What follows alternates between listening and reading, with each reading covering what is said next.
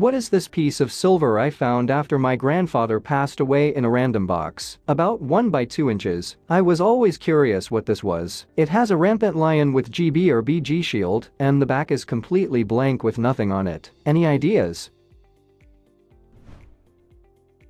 It's a Gimbel Brothers Philadelphia department store credit charge coin. These were only given to ladies and gentlemen of high society who had credit accounts at the major department stores of the time. Gimbel Brothers was an American department store corporation from 1887 until 1987. The company was founded by a young Bavarian Jewish immigrant Adam Gimbel. Gimbel's was also once the largest department store chain in the country and became the primary rival to the leading Herald Square retailer Macy's. This rivalry entered into the popular argot. Would Macy's tell Gimbel's? By the time it closed in 1987, Gimbel's had 36 stores throughout the United States.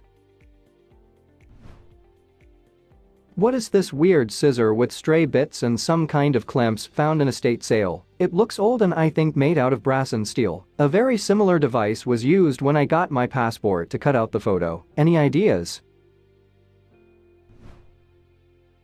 It's a playing card trimmer. It is used to trim playing cards to make decks used to perform magic tricks or to cheat at card games. Possibly made by Graham, an excellent maker of gambling and cheating apparatus in the 1930 to 1950 time frame. This is a rare item that any serious collector of magic or gambling equipment would love to have. What is this mystery machine found in a crawlspace? It has lots of levers, gears, and movable parts. My first thought is that it's part of a self-playing piano. I already asked everybody and did some Google searches to no avail. Please help. This strange device is known as an omnigraph, and it was made by the Omnigraph Manufacturing Company of New York. It was used to teach the Morse code to new telegraph and radio operators. The original patents for this device were issued to Charles Chinnock on August 25, 1903 and October 24, 1904. The company appears to have been founded circa 1900 and to have ceased operation circa 1931. This was in my late grandfather's study. It's a cool device, but no one in the family knows what it is. It's made of some kind of metal. The box measures 11 by 10 by 6 inches, and it says Elliott Brothers London on the side. It looks like it is used for measuring something, but I have no idea what. What is this thing? It's a steam engine indicator. It's a device used for measuring the horsepower output or efficiency of steam engines in the late 19th century. It was manufactured in London by the Elliott brothers in the 1860s to 1880s. It's basically drawing a graph on a piece of paper, and afterwards the operator calculates the area inside the loop that gives the horsepower rating of the engine. Then they can use that information to adjust the valve timing to optimize the efficiency of the engine. This strange box is over 100 years old. It says patented 1889, but no patent number. It unfolds to reveal a series of pegs and holes. Some of the pegs have numbers on them, and another of the pegs is fork-shaped. The round pegs are numbered 1 to 16. I have no idea if there are missing pegs, but I'm guessing there are. As you can see, there are many holes that are unoccupied. This was found in Grandma's basement, but she does not know what it is either. What on earth is this, please?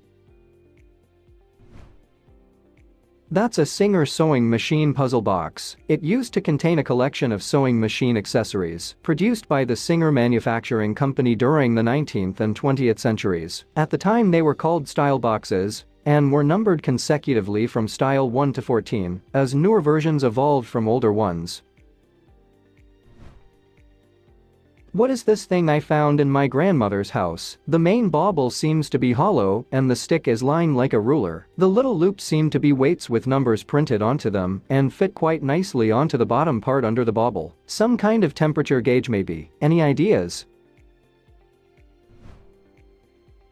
It's a Sykes hydrometer. Circa 1864. It is used to determine the specific gravity of a liquid. The Sykes hydrometer was for many years the standard means of determining the alcohol content of spirits. Sykes' system for proofing alcohol was to become the English standard, recognized for over 100 years. By measuring the gravity of your beer, you can know how much sugar it contains. By taking one reading at the beginning of fermentation and another at the end, we can calculate how much sugar has been converted into alcohol, and therefore the alcohol content of the beer.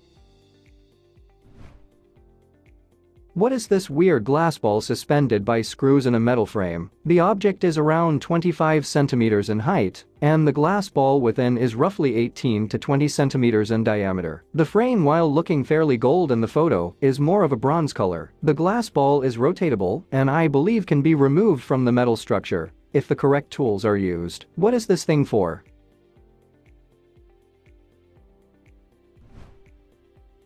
That's a Campbell-Stokes recorder. It's a type of sunshine recorder invented by John Francis Campbell in 1853 and modified in 1879 by Sir George Gabriel Stokes. It is designed to record the hours of bright sunshine, which will burn a hole through the card. You place a strip of card into one set of grooves in the piece that curves behind the sphere, point the opposite side of the sphere towards the equator, and the sphere will focus the sunlight to burn a track on the card. The card is hours marked, and the more the card is burnt, the brighter the sunlight was.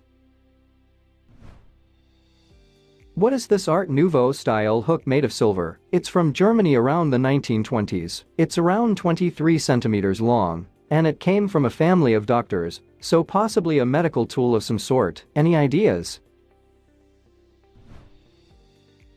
It's a 19th century button hook. It's a tool used to facilitate the closing of buttoned shoes when shoelaces weren't as common as they are today until the early 20th century. It's a simple hook that was passed through the buttonhole to grasp the button and draw it through the hole. This is particularly common in Victorian days. Practically every household had one. Button hooks were also used to put on clothes and gloves. What are these barricades leaned up against some doorways in Mallorca? Various materials were used, some looked solid and others were very flimsy. I believe all we saw was hinged in one way or another. We initially thought they were flood barriers, but more than a few didn't look like they would keep the water out. What is it for? These are just dust shutters to stop leaves and dust from blowing in on dry windy days, and to stop rain from getting under the door on wet days. We also have them in Croatia. What is this blue glass token found in a field in France? One of the ship's flags kind of looks like a Union Jack. I grew up near the beach and would always pick up the beach glass pieces of broken bottles worn down by the ocean. But this one has images on both sides, which wouldn't make sense with a bottle. What is this thing? Is it a game piece or part of history? Please tell us in the comments. Thanks for watching. Let's make life fun.